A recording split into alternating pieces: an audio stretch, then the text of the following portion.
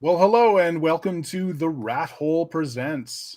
This is the first in a series of video interviews that we plan to do over the rest of the year and into the new year. My name is Brent. I'm known on the site and on Twitter as Dorklord Canada, and I am joined by two of the three producers of Unbreakable Revolution. Please introduce yourselves. Jazz, if you want. Yes. Because mine's longer. Okay, that's absolutely true. Hi, I'm Jess Eisinger. I am the editor-in-chief and managing editor for Unbreakable Publishers. I'm also a podcaster. I've started selling art prints and stickers and magnets, so that's a thing.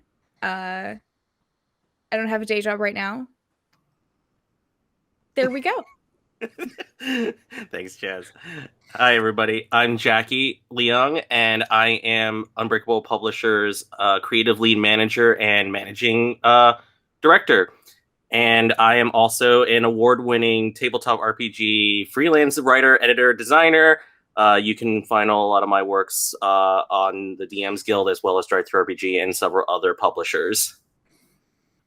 Awesome. And could one of you please quickly introduce the third member of your production team? Sure. So our third member of our production team is our art director, Caroline. She couldn't make it today, but she is a wonderful, wonderful being who has done a lot of great things. They are also a Twitch variety streamer. I love Caroline. That's all I was saying. Yes. Yeah. And Caroline's also done some writing work as well, but Caroline right now has been primarily focusing for us, working as our art director and layout and technical officer regarding everything that makes the Unbreakable work at this moment. Outstanding. Okay.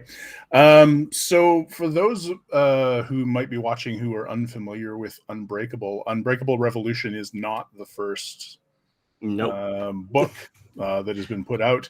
The first one was just Unbreakable. Can you talk a bit about that and how that came about? Sure. Long ago in the land of Indianapolis. And in the time when we still met in person conventions. Don't know what that's like. Some people may not, and that's okay. Yeah. It was 2019 Gen Con. So it was right after the Uncaged panel at Gen Con. And which I ran. Yes, which you ran. I ran it. Yeah, you ran it. Very different things, and let's make sure that anybody that ever wants to be on a panel does not also run it. Putting that out there as advice. Don't do that. Yeah, don't do that.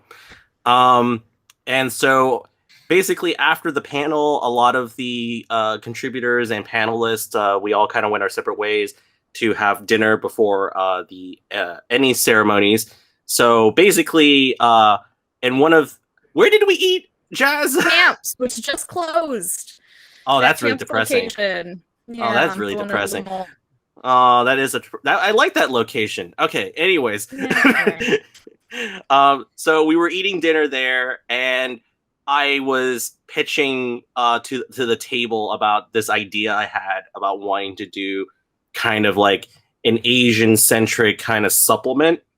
And at the time, I was thinking just within the limitations of the DM's Guild, maybe going back and looking at Korator and maybe seeing if we can make something out of it, considering all the baggage that it has. And Jazz was there, and Jazz was very on board about that kind of project and wanting to see it come up.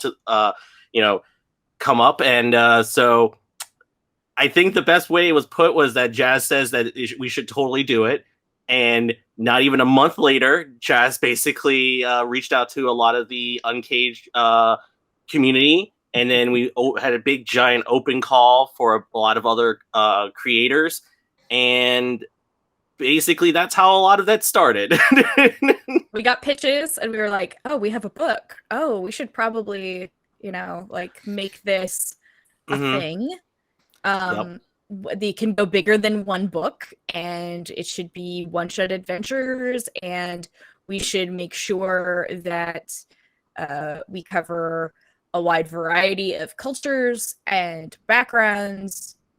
We had some adjustments in our original idea, and we ended up with writers and artists all being Asian identifying, and that it would be on drive-through, not just DM's Guild, which gave us a lot of flexibility. And it also means that it's the new home of where all future Unbreakable projects can live, including Unbreakable Revolution, which I'm very excited about. It's a good book. Yes, it is a great book. There's your backstory. Oh, and then we did have, and then eventually when we realized it was going to be a bigger thing, Jazz and I realized that we also need to bring on board somebody who could do art and layout and be our art director. Because between the both of us combined, we were like, we could probably do it, but we'll probably be like screaming a lot. Mm-hmm. So that's how we got the trio for Unbreakable Publishers. Excellent. Yeah, I remember the call going out for Unbreakable editors and stuff like that from the first one, and I was deeply embedded in Uncaged at the time because I edited on all 4 volumes of that, plus a few other projects that I was doing, and I was just like, oh, this would be so amazing, but like I can already feel my calendar getting ready to slap me in the face if I try and take on anything else right now. So I gave it a pass, and I was very sad about that.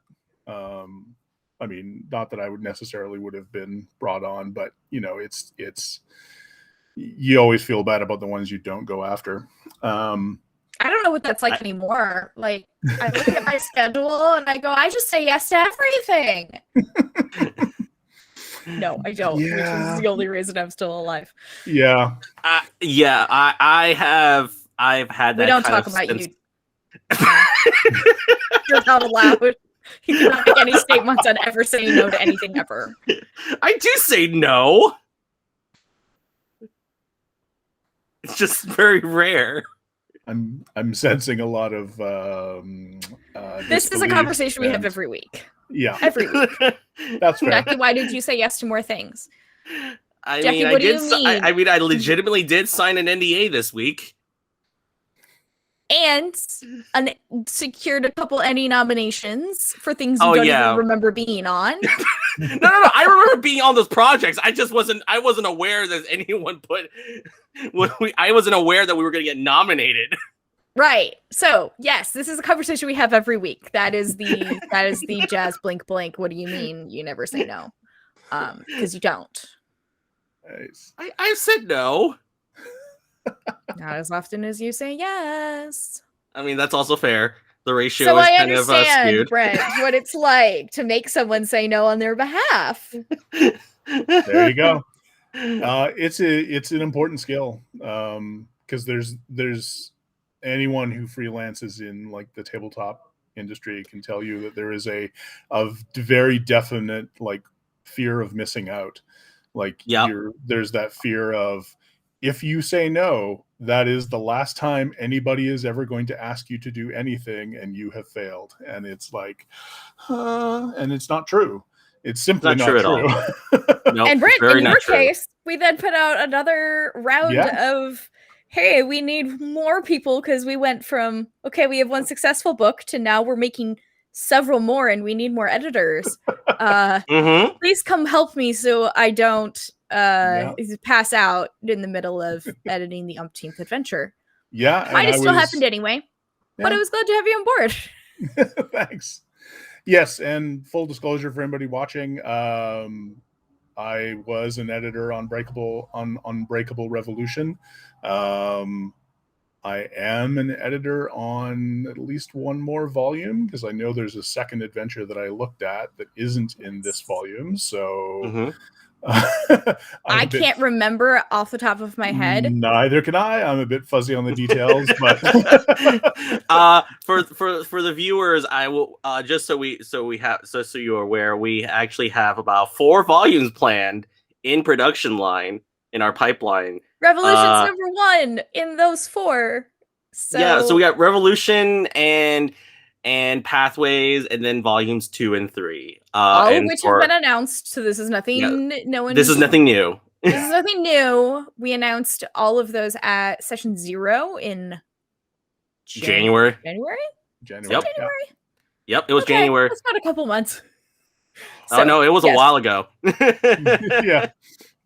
Oh, session 0 was so good. It was very good. That was probably my favorite virtual convention out of any virtual convention ever. Yeah. I'm really looking forward to next year. Oh yeah. Yep. And just the ability to actually walk around and the technology that allows you to feel that same feeling of being at a convention and like walking up to a conversation and then also walking away from the conversation. They built their own little Sprite town. Yeah, you can customize your Sprite. There was a treasure hunt. Booths. Yes, there was a treasure hunt. There were lots of ducks. Were they chickens? Yeah, it was chickens. It was chickens. It was chickens. Yes. All around. There was contest for giveaways. Yep. There was a big stage for the panels and everything, and you can actually you can actually have your avatars like take up these little picnic blankets where it's a private space for everybody in those blankets, but at the same time you can hear the panelists at the same time. So it really felt like a nice little enclosed experience. And like also I was there for about 12 hours manning the booth, and I was just I never left the booth because I just kept talking about Unbreakable the entire time. So I got the last 2 hours of it because I, at the time, needed a normal sleep schedule, which... I don't have one. You don't have one. So Jacky was up Pacific time. Yeah. Well, Manila time? Manila time. It was Manila time. So I was up. I was there because Caroline and I were there in the beginning of it because it was like around 11 o'clock Eastern, and I was just awake the entire night. So yeah, I was there the whole time, except for like the last 2 to 3 hours that Jazz. You went to bed before I woke up, which was good. Yeah, I know. Otherwise, I was going to yell at you. Yeah. There was like an hour and a half reprieve where there was nobody manning the booth. Yeah, and that's okay. So session 0, fantastic. Great con, well done. Yeah, lots of Asian creators, lots of other people that just stopped by, like me. There were people selling stuff in shops, and so that's where we announced, hey, we have 4 books coming out that are in the pipeline. Guess what? They're still in the pipeline. Well, I mean, technically, one of them is about to be out of that pipeline. Yes, it is true. One of them is about to be released into the world, and I'm so excited. Yes, I am. Nice. So, talking about the editing side of the books, and this is the first time, I'm not even sure we had this on Caged, or maybe I just didn't take advantage of it. But I know sensitivity readers were a huge part of this whole process this time, which I found, and I know the writer I worked with found it, just amazing. Can you talk a bit about that and why you wanted sensitivity readers involved right from the start? Yeah, definitely. Because we didn't do a good job on volume 1. I felt I did not do a good job of volume 1. We did. So I'll say that for volume 1, we did basically a passable effort of sensitivity reading. Like we did the thing where basically we brought in sensitivity, where a lot of people in the industry, what they typically do is they bring in a sensitivity reader after the principal writing has already been done and after revisions have already been done. So like unfortunately their impact isn't as significant as it could be. And so that's why moving forward, we had Jazz and I and Caroline, we all had we had many meetings, but one of the big meetings we had was about how we could improve sensitivity reading. And after looking at a lot of different folks within the community and the industry talking about sensitivity reading and the impact and where it needs to have the impact, so we changed our editing process a lot more. It's a little bit more. It's a lot more involved, which is fine, because we came to the mutual agreement of we rather take our time, get it right, done the first time, as opposed to not doing it right at all and or doing it too many times and then just boggling this process. So we've decided that's why our process has basically been writers and editors work side by side to basically have a draft ready for the sensitivity reader to review initially, to give any initial feedback, and then with that feedback they can together with the writer and their editor can also write the revised draft. And this revised draft would then be the one that the editor would be giving their final seal of approval to be sent off for layout. Because we streamlined certain parts of the process, but we also made it where it's much more impactful. So now the sensitivity readers have a much bigger impact in the initial development, as opposed to a lot of other processes where in the industry usually they come in even after layout. So it's like, which I've seen and I've been hired for, so I know. So it's like, am I really giving anything meaningful? So that was the kind of the underlying question we always kept ourselves with this whole process has been, is where they are in the pipeline, are they able to provide meaningful interactions and feedback? And so that is how we have designed our structure. It's still a work in progress, mind you. It will always be room. There's always room for improvement. So it's, and as Jazz has been going through the volumes, and myself and Caroline also helping out where we can, like we've been able to try to smooth it out a lot more. Yeah, it is definitely a work in progress. In fact, several of them are on my to-do list right now. In order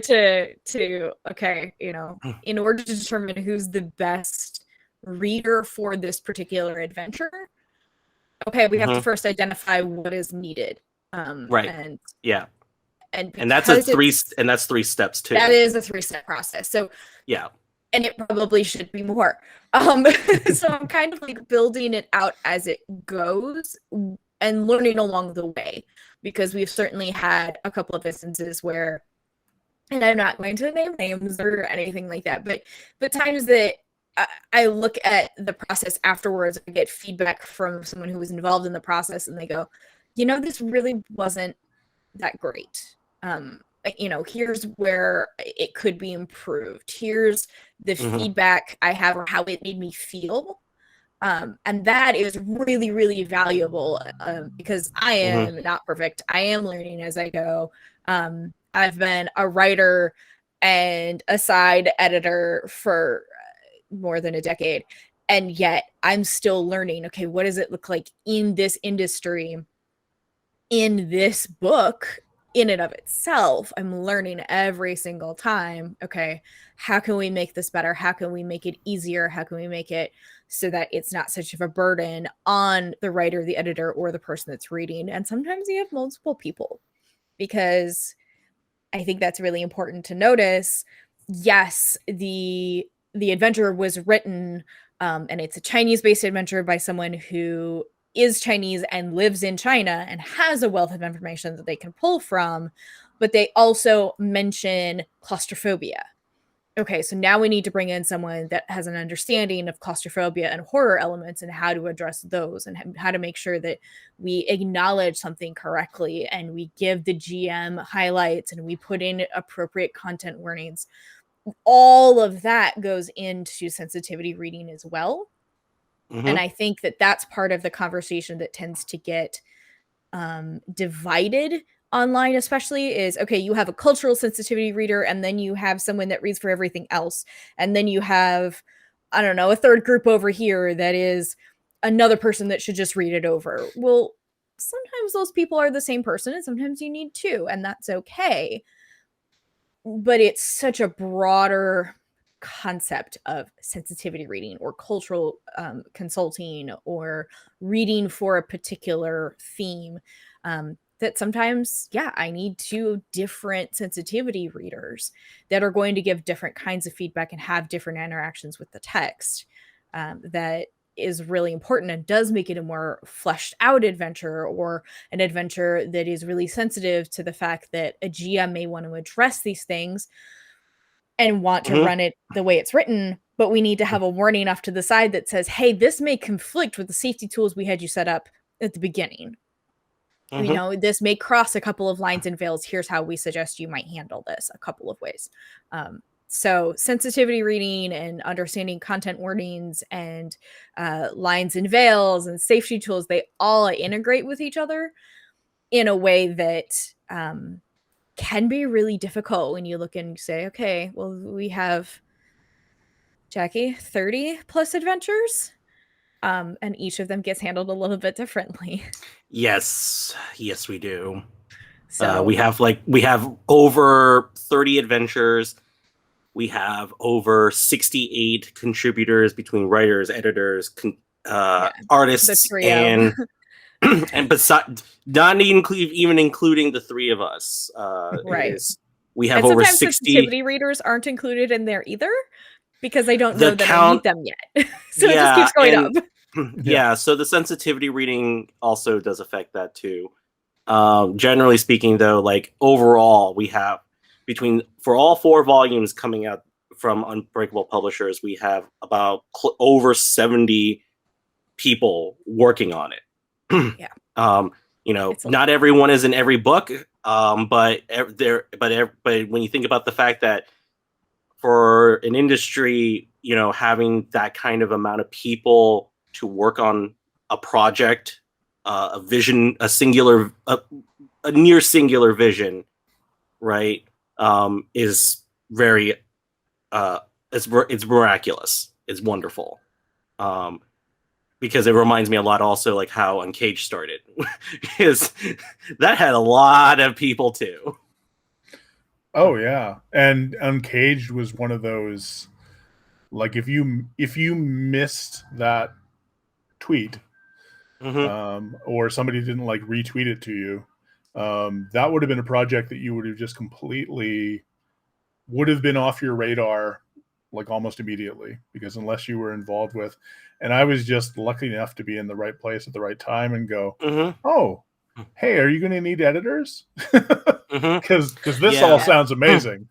So I always, so funny enough, Uncaged is the second publication I ever had that was physically printed for me. It was because the first was Artifacts of the Guild for me. So it was my first printed. I was a writer in volume 2, and it was my first printed credit. And my second was Beyond the Basics, which is also James Guild, and I wrote for that as well. And then I decided maybe tabletop writing isn't for me. I could be an editor. Yeah. I'm still writing. Yeah, you are still writing, and that's okay. You know, but we kind of found our niche, and have really, you know, Brent, it's been great to have you along. But you're right. If you miss that one tweet, I mean, those pitches were taken for like a month, I want to say, maybe a little bit longer. And then Ashley had to cut them off because there were so many people, and she still accepted so many pitches.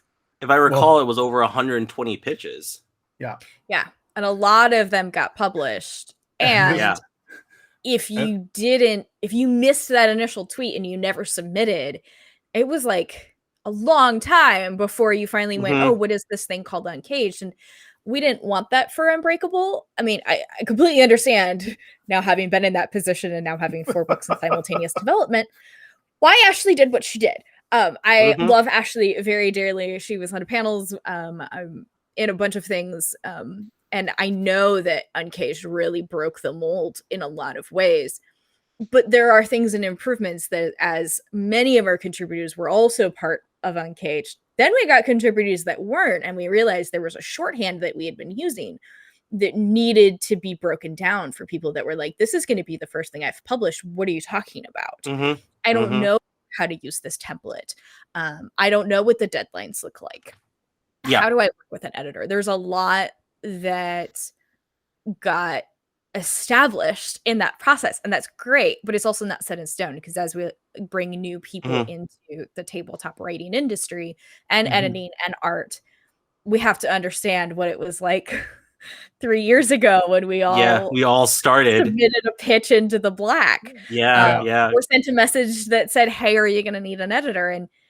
And so we have to be conscious of that and not kind of move past or insulate ourselves beyond accepting new people in. And I think that's really at the heart of Unbreakable, that I really love about it, is we are always accepting new people. I try to be very open with, hey, you're a first-time editor. This is what I expect. If you have questions, please come to me. If you lose your job, if you get a new job, if you all of a sudden your partner is pregnant and you're going to have a baby, like whatever these things are that happen in our lives, let us know, because unless we know, we can't help. And that's something that I never needed for Uncaged, and I'm glad. It was kind of a smooth sailing part of my life, but not everything is like that. And we've really become a publisher within the pandemic. And what does that mean? When we released our first book 6 weeks before the US went on lockdown. Because that's a whole nother topic that we could get into, and it's okay if we do, but we're a very different set of books made for a very different world than Uncaged was, even it's just 3 years ago. And I mean, it's true. It's even if things, because of the pandemic, even if things are going okay in your life, like you have a job, you're at home, you're able to isolate and all that sort of stuff, there's still a pandemic going on. Things are still not okay. Like your okay has now been sort of bumped down to, like, normal okay is here, new okay is here, sort of thing. It's not an easy process. And speaking as one of the editors in the thing, in communication with you all the time, it's one of the things that I appreciated most about the process. It was a very gentle, like, editing process compared to some other projects that I've been on. Even compared to Uncaged, which previously had set my bar for, well, this is a really, like, easy, gentle editing process. And there was just a very much an awareness that, okay, we're working in a pandemic, nobody is having a good time right now, so let's just all relax and focus and get it done. 80% of our contributors are Asian, in a pandemic that started in China. Many of us live in the US and Canada, where there has been vitriol. I mean, for our contributors, it was very important to us that we let people know, hey, yes, we want to get these books out, but we're not a crunch company. We can't. We're all going through stuff too.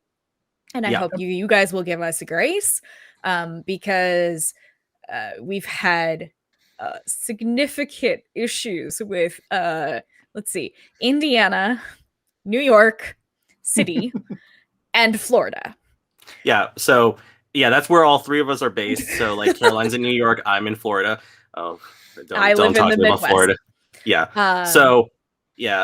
We took it upon ourselves to, like, and this is also, a lot of it came from our own personal beliefs and our own personal experiences, that we just didn't want to, it just didn't seem right we didn't want to be a crunch company, first of all, but also we understood completely that we're all going through a pandemic together. Everyone's going to have different life situations arise, and we need to respect those, and we need to do what we can to be as supportive as we can. And we have to also acknowledge that if things do not work out, then they just don't work out, and that's okay. It is no ill feelings, because we've had that we had a few people who did have to drop out ultimately, and that it was, and they felt bad, and we were like, it's okay. Right now your situation and everything else that's going on, it's not working for you. We understand. You're not beholden to us. So, that is one of the things too. And the other thing that I don't know if our contributors notice this half the time, but in their contracts, we don't own your work. None of it. We own nothing. We own absolutely nothing. We are curating your content into a digestible piece of material. So the only thing we ask is that we just have first dibs of publishing for like the first few, like, 3 to 6 months. That's all we ask. And then it reverts to everybody.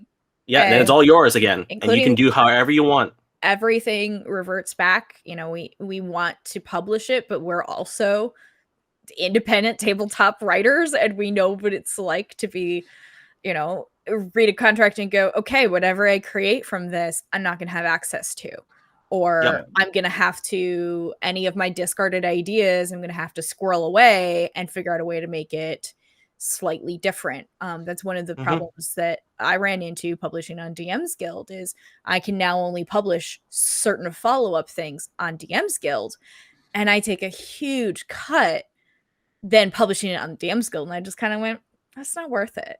It's not worth the time or the energy. I'd rather build into other people and other creators and put out something that we're all proud of on a platform.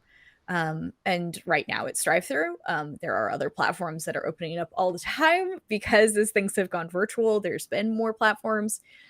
We have that ability to release it in print. And we're always looking at all the platforms, trust me.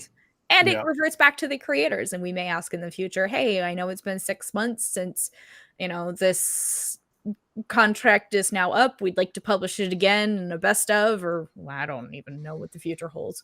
But we want to go back to print or whatever. We want to do a special pretty copy. I don't know.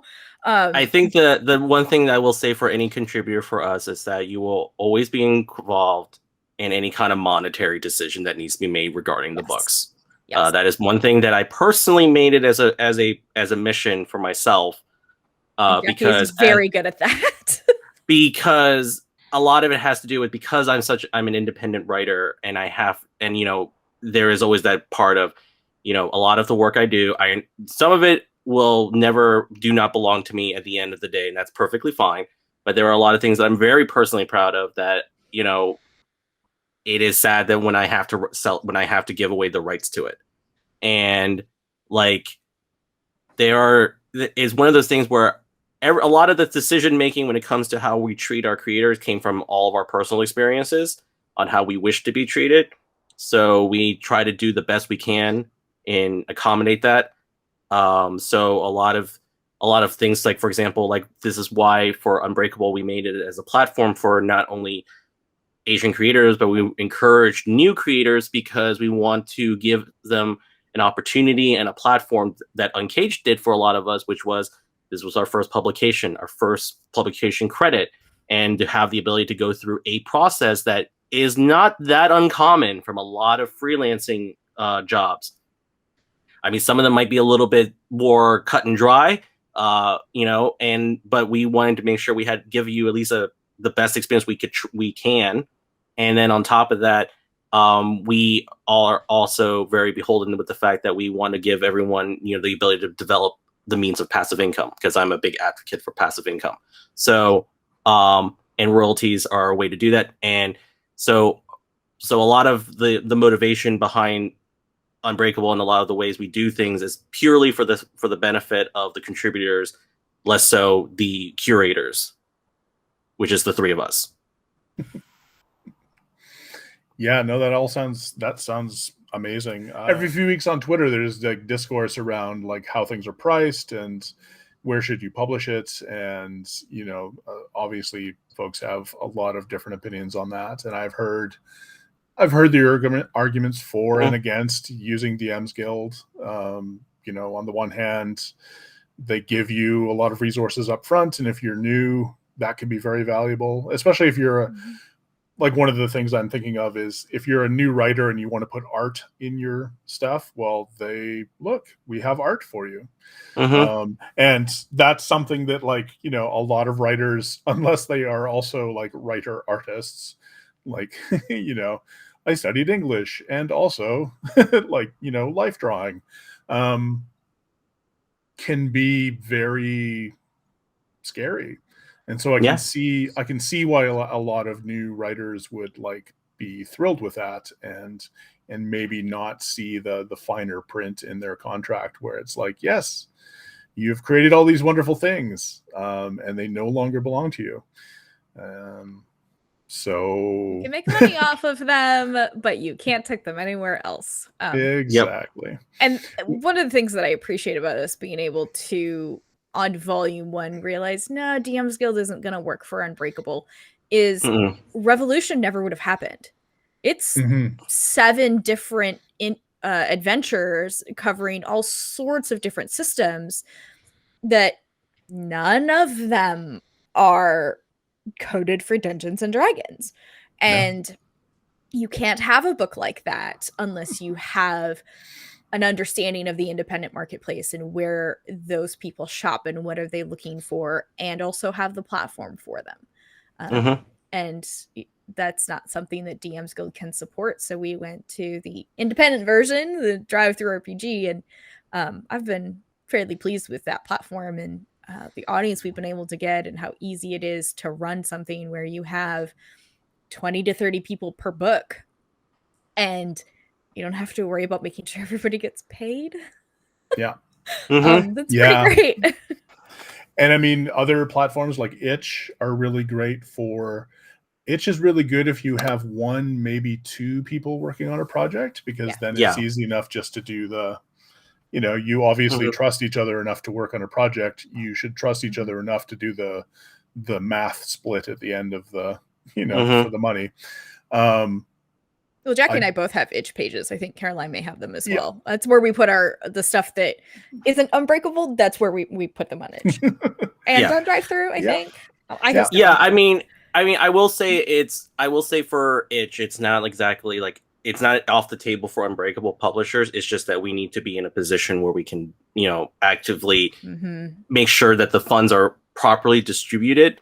And unfortunately, that requires actually having someone else do the monetary dividends, not me, by the way. I'm not allowed to do that. No. So I am not allowed to do that. So we have outlawed Jacky from taking that on manually. So basically what you're saying is you've now officially dropped this in Caroline's lap. And no, actually, no, she has also opted out. Okay. So it is something that we grow. So as we grow, it is one of those things that when we have, because myself, Caroline, and Jazz, we've all talked it over about how we need to grow and expand. And there's a few things that we're waiting on right now. But other than that, once we start moving in those directions, we can actually start facilitating those things, because as I said, I am really a big proponent about passive income. And so the biggest way to improve passive income is to have multiple marketplaces of which you sell things. And, and that's one of those big things that, because I have been able to do that because of the fact of that is how I managed to live as a freelance writer, because most of my income comes from passively, and then I supplement it with freelancing. And so it allows me to have that ability. And my goal for the creators and contributors who come into Unbreakable is to have the ability to have that option. And, I will say that it's not something that you're going to gain a huge chunk of change like right away, but if you choose to stick with us, you never know. It may one day you start seeing a lot of small bits coming in, and that can add up. But and that's just one of those things that I just want to provide that opportunity for others. And because I have the privilege to have that opportunity, and so and I wanted to extend that to others. That is my fundamental goal. Yeah. And I can say that, without getting into too specific numbers, having edited on all 4 volumes of Uncaged, obviously the biggest spike in sales is when it first launches. But even to this day, I will often go in there and like somebody will advertise like, oh, I've got this new game or supplement that, you know, I want to sell, and I'll go in and look at it and go, oh yeah, that's pretty cool. And I'll go through the, you know, the checkout process. And it's like, do you want to use any of your balance? And I'm like looking at, oh, I have a balance. And that's all down to like stuff I've worked through on Drive-Thru RPG that like I don't even think about anymore, but it's just constantly providing that little tick over of income and stuff like that. So yeah, I mean, that can be huge for an independent creator. So one of the things that I thought about going into Unbreakable, and one of the things that I love about watching the Asians represent, watching them and listening to the podcast, is the debunking of old, mostly TSR, but no one is innocent in the before times. You know, books on Asian inspired settings and things like that, and how they are, you know, I suppose their major crime, besides being unless they're particularly bigoted, is that they're just very homogenous. Like they take, you know, aspects of all of these different cultures and just mush them together. And so you have this. And one of the things I really loved about Unbreakable Revolution was how very specific each of the adventures is, because you actually like invited somebody, you know, from those regions to write about the thing that they know and they love, and, you know, the culture that they've grown up in.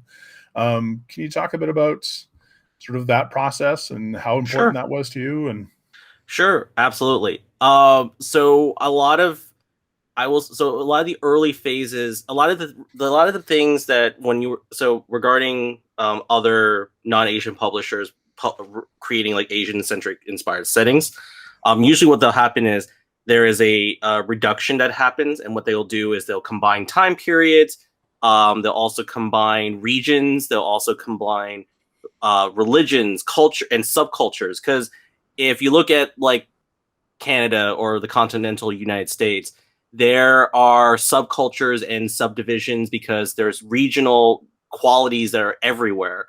And so when you look at a fantasy setting, you sometimes don't see those things, or they do have it, but it feels very arbitrary or like very underdeveloped in some cases. And I can say that very confidently because I'm one of the panelists for the Asian Reads Corridor setting. So we go through it once a month, and I can tell you after multiple sessions, we are still only touching we're still only at the top at the tip of that iceberg.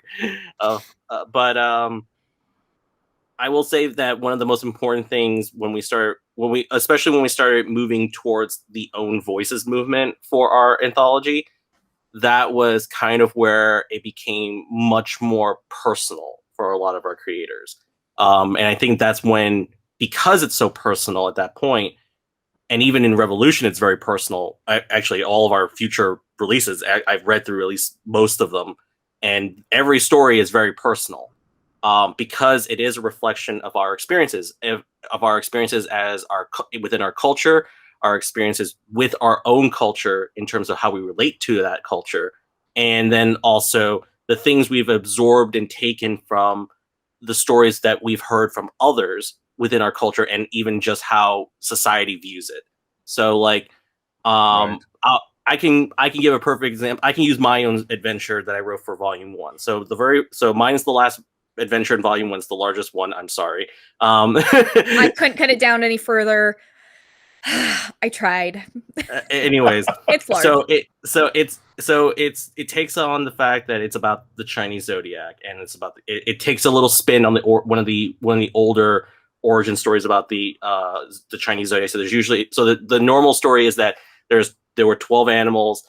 The Jade Emperor had a banquet. One of the other animals that was supposed to attend was the cat, got tricked, and missed out on the banquet and never got added into the zodiac. And that's like a very common general like fairy tale, if I want to go that. I guess that's the best way to describe it. But I wanted to take that a step further, and I wanted to talk about the fact that this instead of the Jade Emperor, it's a Jade Hermit, and they're dying of old age, and they would like to have one more banquet with all their zodiac friends, and the party needs to go and bring them to the banquet for this, this dying hermit's last meal. But the thing is, they're all gone their separate ways. They all have struggles. They all have strife, and so the party has to convince them or help them in their struggles to bring as many of them as they can. And it's a very personal story, because it actually connects a lot to how my great grandfather, before he passed away, like the week before he passed away, he wanted to have a party with all his friends and family, and I think nobody knew he was going to pass away except for him. And he just knew that it was his time to come. His time was coming, so he made sure to have a very good time. And he passed away eventually on that, before, like a day or two before he was supposed to come home. And now, granted, I never met my great grandfather, but I've known this story very well for a long time. And also, it was that was just me connecting to my culture, and then also connecting to my own personal stories with it. And so, and even in Volume 1, almost every contributor has some personal connection to their own adventure that they wrote in some capacity, or a connection to how they relate to their culture. Because as an Asian person living who was born and raised in a Western country, there's a lot of diaspora that that a lot of us Westernized Asians experience.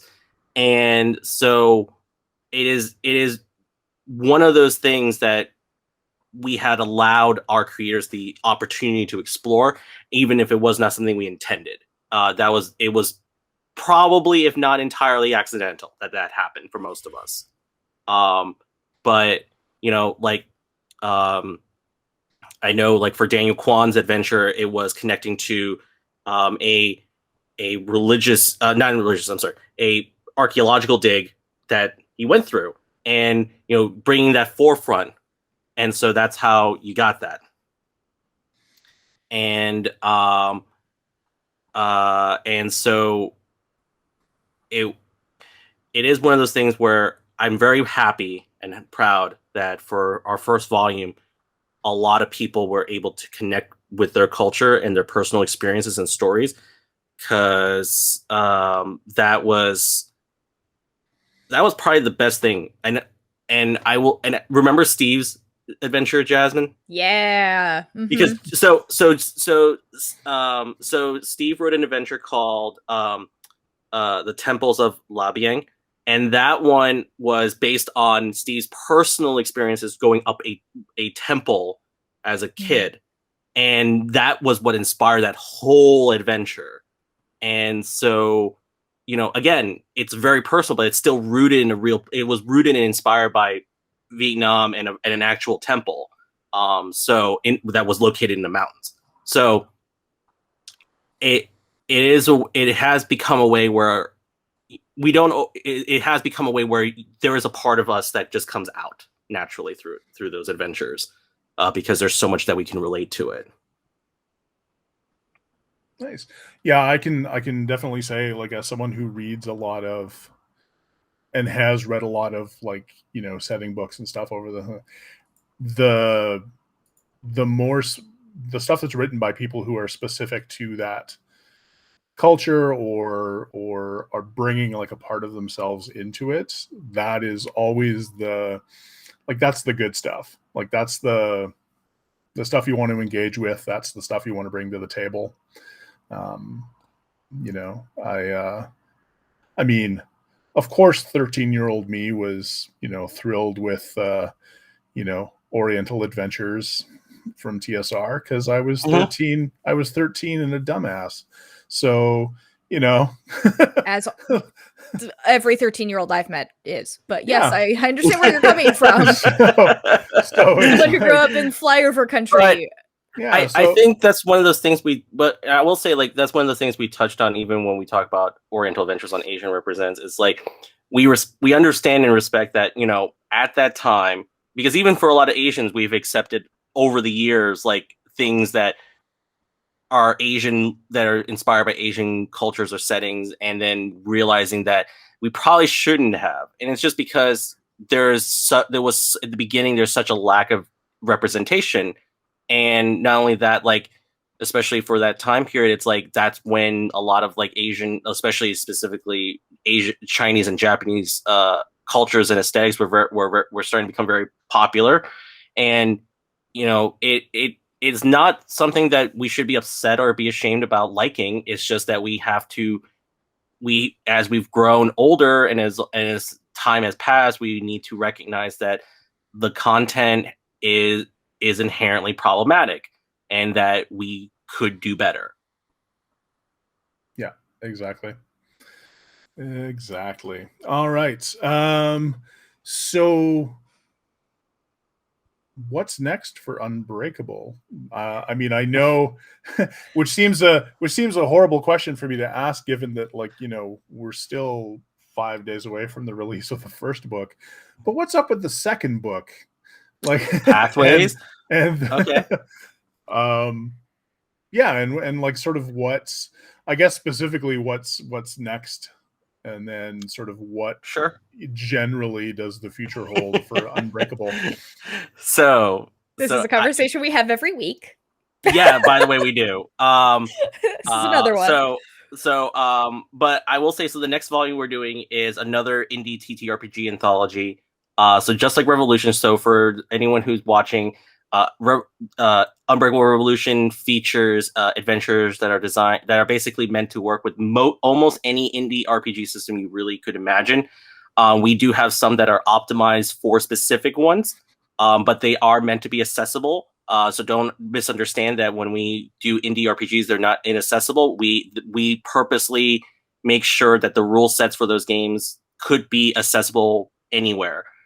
So don't ever think that. So that was the first thing we came to mind. So Pathways is coming up, and Pathways is mostly inspired by stories about family, traveling, and food, because those are big hallmarks of Asian cultures. I mean, really, if you think about it, though, it's a hallmark of any culture. But I mean, have you ever met an Asian person who doesn't talk about food or their family at some capacity, or both at the same time? Talks to all the contributors, pretty much. No.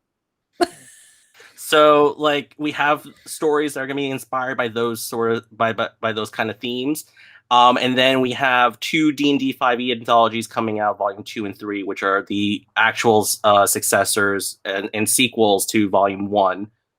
Those will be coming out much later. Their stories and themes are primarily also family and travel. So we had a lot of submissions for those. There's a few, and I will say there's a few ghost stories and horror stories mixed into that, and so that, and I mean, there's a lot of food. That's there's for sure. At least one that is completely about cooking. Yes. So at least one. Oh yes, I know what probably you're talking several about. If I'm remembering incorrectly. Yeah, and then after that. We have talked a little bit about what we have in store for those, but we can't say anything yet. They are very big spoilers. But I will say it is something. They are very cool. One of them we're really excited about. We've already kind of made some agreements with one of the contributors for that. So we're just going to be doing some legwork on our end, because this is going to be something even more different than what we've already been doing. Because I don't know how to not do something more complicated every time we do these things.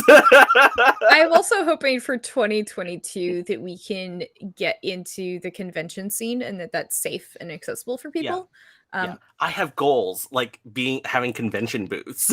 Yes. I live in Indianapolis, which is where Gen Con is usually located when we have an in-person event. So it's really great to be like, oh, we want to think about having a booth or having a presence at Gen Con in the future. Just ship everything to me. It's fine.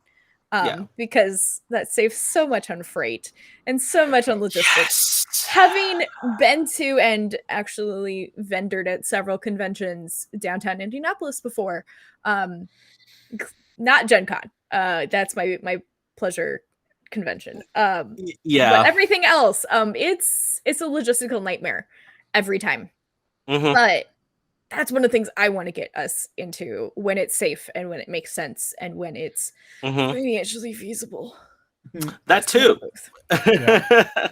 I will say I was pleased that Gen Con sort of backtracked on their initial thing of like, you know, they're very, very I'm soft excited COVID.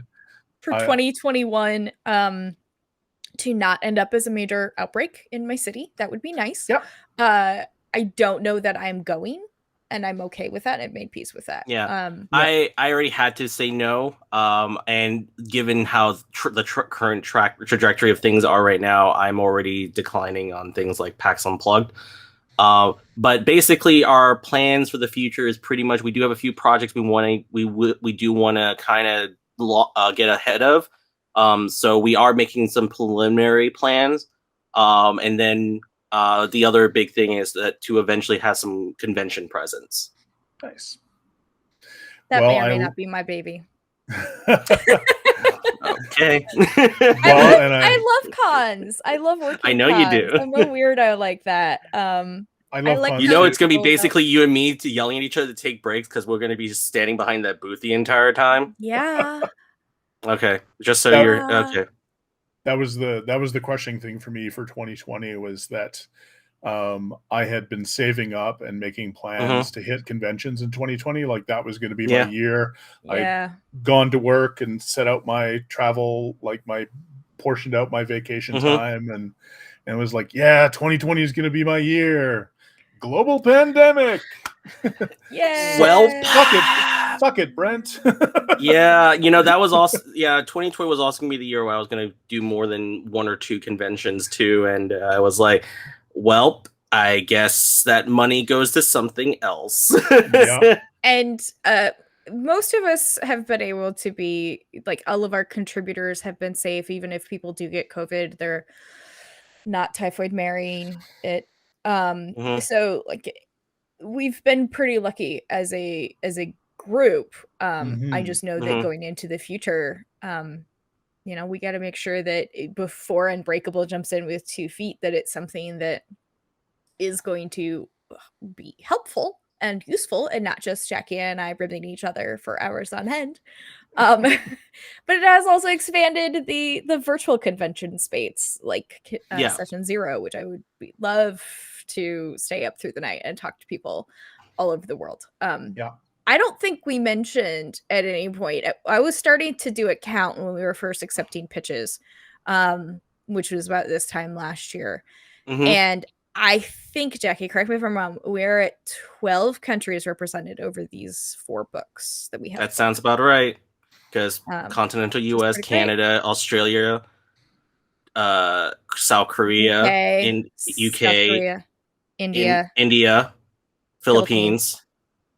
I know I'm forgetting some. There's a bunch we're forgetting. People. I know we have a few in I think we have one or two in Singapore. We have Hong Kong, yes. Yeah, I will say we have at least one other one in Europe somewhere as well. I don't remember. Right, you're right. Other than the UK and Thailand. And Thailand. Yeah, in Thailand, that's right. So we have a lot. I'm very proud that we have such an international amount of crew of contributors. My goal is always constantly to try to expand on that, have more contributors from other countries that we have yet to be represented still.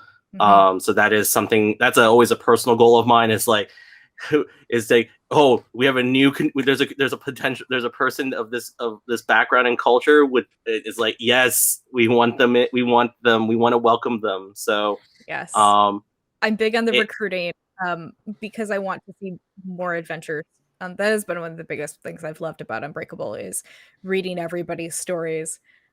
Jacky can attest to every time I've read a pitch, I go, yes, this one, I love this one. This one's my favorite every time. And then I read the next pitch. Oh, this one's my favorite, but that one too, and they're all my favorites. Yep. I love reading pitches. I love reading first drafts. I love reading really rough stuff that's been put together, and I love reading stuff in the published form. So it's really exciting. I think the best part for our positions is that we get to see the adventures as they are molded and improved and refined. And we can see like writers and artists as well as we get like all of those in progress. We can start to see a lot of our artists have been artists in other industries or other realms, and they're just coming into tabletop. But a lot of our writers are brand new. They're gamers that have become writers. For Revolution, there's only 2 returning from Volume 1, and that's Casey Shee and Kevin. And they're the only 2 that came back, and they're the only ones there are 2 of the Volume 1 alumni that came back. There are a few others that have slowly trickled back in for other things. Like Steve is still coming in as an editor. Daniel came in for a few cultural consulting bits, and as an editor. And as an editor, and we also have some artists that came back as well. So like I will say I'm very touched that people came back to do more work with us. But I'm also pleased to have new people as well. We have a lot of new. We have, I think, in Revolution. I know like a few people in Revolution have also released their own things before. There's a few where they're just still coming into the tabletop space as creators, and I'm so happy for them. Especially for a few of them I know personally well, that they only done a few small things, that they never done anything this big before, and so to have them push their capabilities, and then we're able to bring it up to a certain level, and to eventually also them owning a physical copy of it. I think that's one of the things for a creator, for a TTRPG creator, is when you hold something you actually made.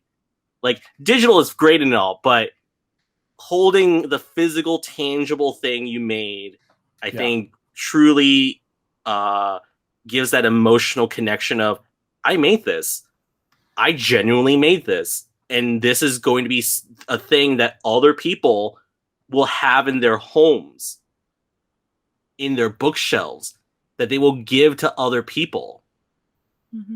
And they'll run my story, and there's going to be story upon stories of that adventure that I'll never get to hear, but it's cool because it exists in other people's minds.